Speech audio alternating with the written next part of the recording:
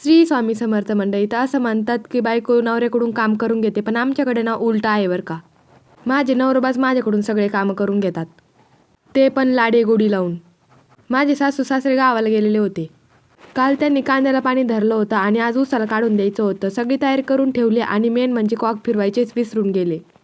आज सकाळीच त्यांना मका कुट्टी करायला जायचं होतं, त्यामुळेच ट्रॅक्टरच्या नादात ना ते मेन काम विसरून गेले. मग फोन करून ते मला सांगितलं. नशीब असं की लाईट यायचा वेळ झालं होतं, पण लाईट आलेली नव्हती, नाहीतर अख्खी पाईपलाईन फुटली असती. आणि या मस्त सकाळच्या वातावरणात ना खूप छान वाटत होतं बरं का. सगळीकडे ना एकदम असं धुकं आलेलं होतं. आणि आता ना चिकू खूप मोठे झालेले आहेत, अजून 15-20 दिवसात ते पिकायला लागतील. आणि या बाऱ्याजवळच ना मी गवती चहाचं झाड लावलेलं होतं, मग तो काही गवती चहा पण घेतला होता. आता मका खूपच मोठी झालेली आहे, तिला कणसं पण यायला लागलेत. आणि इकडे बघा आम्ही कांद्याचं बी लावलेलं, त्याला आता खूप छान अशी फुलं आलेलं आहेत. इकडे आलेलेच होते, म्हटलं चला मग भाजीसाठी कांद्याची पातं पण घेऊन जावी. कृषीच्या पप्पानं लवकर उठून बेसन पोळी बनवून दिलेली होती डब्याला.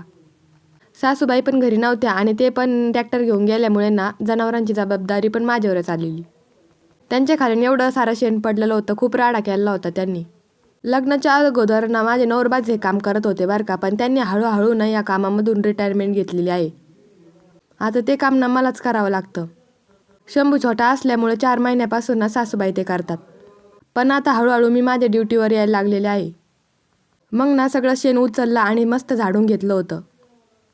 एवढीच स्वच्छता केली होती, पण त्या अर्ध्या तासापुरतीच बरं का मंडळी, कारण त्या अर्ध्या तासानंतर कोणी म्हणणार पण नाही की एवढं स्वच्छ झाडलं होतं.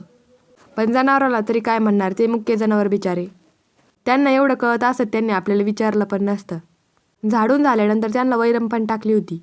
त्यांची पहिली वैरण मका कुट्टीचं असते, पण ते खूप आंबट असतं आणि मला शंभूला पण घ्यायचं होतं ना, त्यामुळे मी ती टाकली नव्हती.